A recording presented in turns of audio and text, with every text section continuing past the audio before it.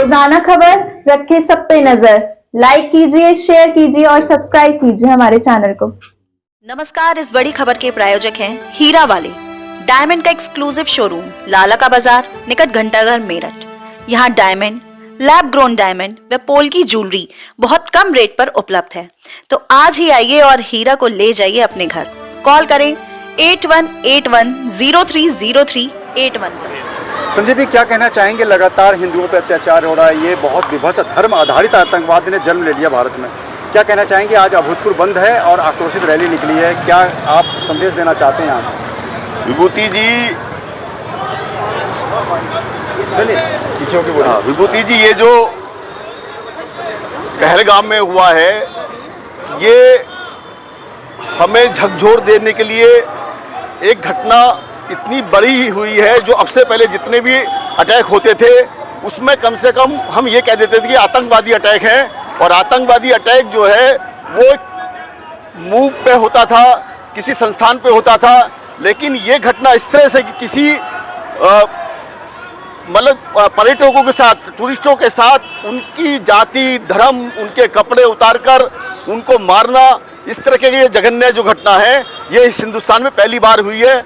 और अब हमें ये सचेत हो जाना चाहिए कि ये जो कुकर मुत्ते की तरह जो आतंकवाद खाली कश्मीर में हमें जो देखने को मिला, ये कश्मीर नहीं, देश के कोने कोने में, हम पश्चिम बंगाल चले जाएं, हम आसाम चले जाएं, और तो और छोड़ो, हम अपना उत्तर प्रदेश छोड़ो, हमारे मेरठ के आप कोने कोने में देखोगे तो इस तरह की घटनाएं आपको कहीं ना कहीं रोज देखने को मिलेंगी।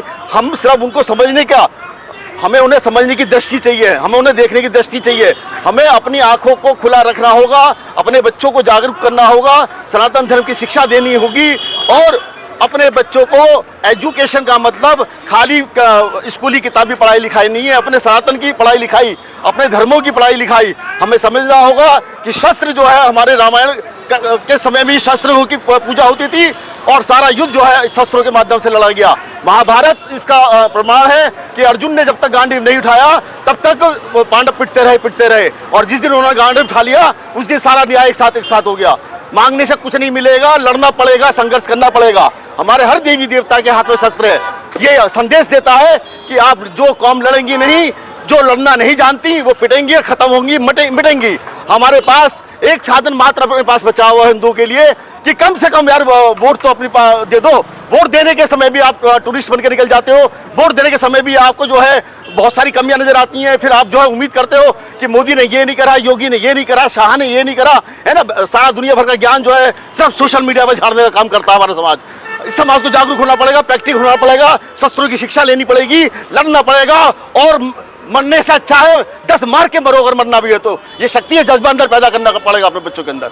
और आप देखो हमारे यहाँ आज सरकारें हैं, कहने को तो क्या तो हिंदुत्व की सरकारें हैं। इस हिंदुत्व की सरकारों में भी कितना कानून व्यवस्था है कि अभी आप देखिए प्रदर्शन हो रहा है, दो मुस्लिम जा रहे हैं बुर्का पहने हुए। क्या आप ये कल्पना ऐसी कर सकते हो कि कहीं इतने सारे मुस्लिमों का प्रदर्शन हो रहा हो और कोई हिंदू भगवा वो डाल के निकल जाए? अभी आप यहाँ पे देखो, आपको 50 मुसलमान मिल जाएंगे बुर्के में और टोपी लगाए हुए।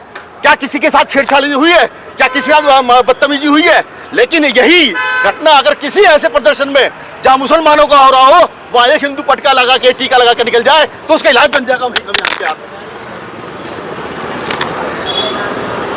तो विभूति जी, मेरा तो यही आह्वान है कि अब हमें सड़कों पे आना सीखना होगा, हमें लड़ना सीखना होगा, मरना नहीं, हमें मारना सीखना होगा। रोजाना खबर रखे सब पे नजर। लाइक कीजिए, शेयर कीजिए और सब्सक्राइब कीजिए हमारे चैनल को।